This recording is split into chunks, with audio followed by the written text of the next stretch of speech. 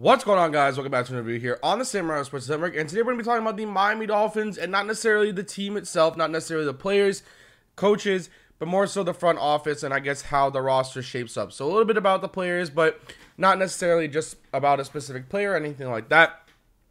I hope you guys are having a fantastic day so far. This video is going up at 4:30, so hopefully you guys have had a good day and have a great rest of your night. But yeah, so we're going to be talking about the Miami Dolphins front office. So I mentioned in my last video on on Tuesday, about the little sort of things that I noticed about the Miami Dolphins front office and that I didn't like, and I also mentioned it on Sunday after the game. And it's something that I've been talking about for a long time. It's something that a lot of Dolphins fans have been talking about for a long time. And I saw something on Twitter. I wish I knew who the Twitter person was. I was just scrolling through Twitter while I was, on the toilet, just, chatting shit, stuff like that. So just sitting there, scrolling through Twitter, and I wish I'd, screenshot it, but it went along the lines of, I hate Mike Tannenbaum more than anybody else.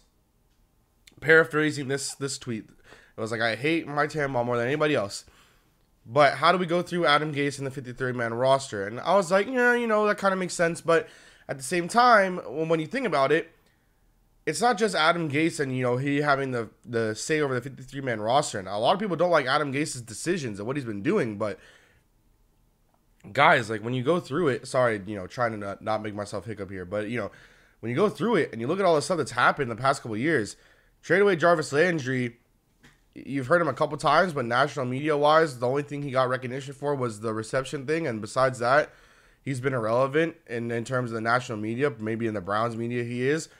Jay Ajayi, yeah, he won the Super Bowl last year. Wasn't a big part of that team.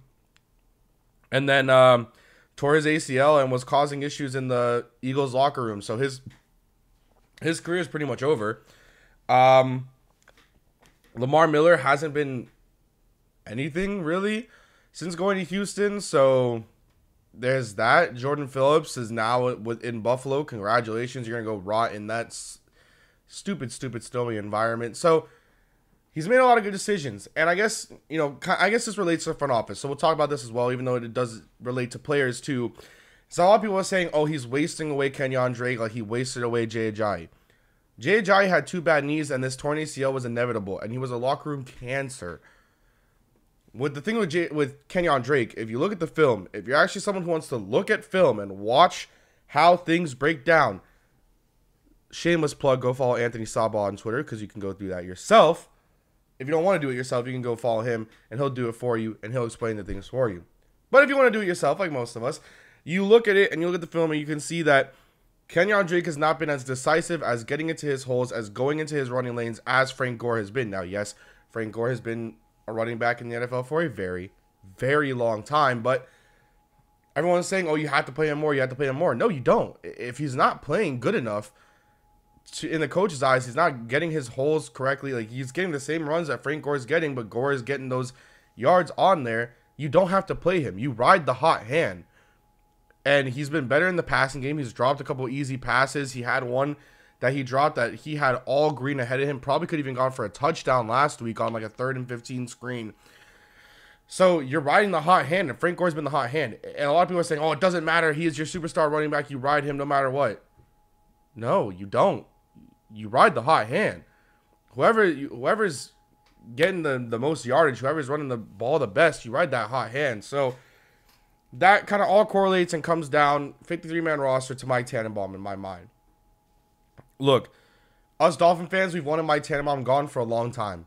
We've wanted him fired. We've wanted him out of the league. When he came here after being fired from the Jets front office, a lot of us were not happy. He ended up giving a humongous contract to Ndamukong Suh, which we all like Suh, but it was a humongous contract. There's a couple players that he hasn't given the big money to, like Olivier Vernon, Lamar Miller, that have been good choices. But he doesn't, ever since kind of giving the draft to Chris Greer and Adam Gase, the draft picks have gotten better. They've been more useful, so there's that. But the people that he drafted were not really that useful, didn't really make a huge impact on the team. And the signings that he makes are most of the time really bad. This year, it looks like in free agency, they made pretty good signings, but they didn't address the offensive line at all. And a lot of people are saying, oh, this is on Adam Gase. Not necessarily. Adam Gase is the head coach. No, he has a decision on the final 53-man roster, and who he wants to cut and who he wants to trade and who he wants to sign, that's ultimately up to Mike Tannenbaum to go out there and do that stuff. And whether you say it's Chris Greer as well, since he is the general manager, it's all up to Mike Tannenbaum. And I think at this point, it's time to give Tannenbaum his walking papers at the end of this year. Let him go. Give him a little push goodbye off the ledge of Miami Dolphins fan base and just kind of let him go. But let me know what you guys think about this video. I know it's a couple of points here and there, but I wanted to go on the topic and relate to a couple other things as well. So hope you guys did very much enjoy this video. Make sure you check out DolphinsTalk.com. And as always, I'll see you guys next time. Make sure you subscribe. We're getting close to 1,000. Peace.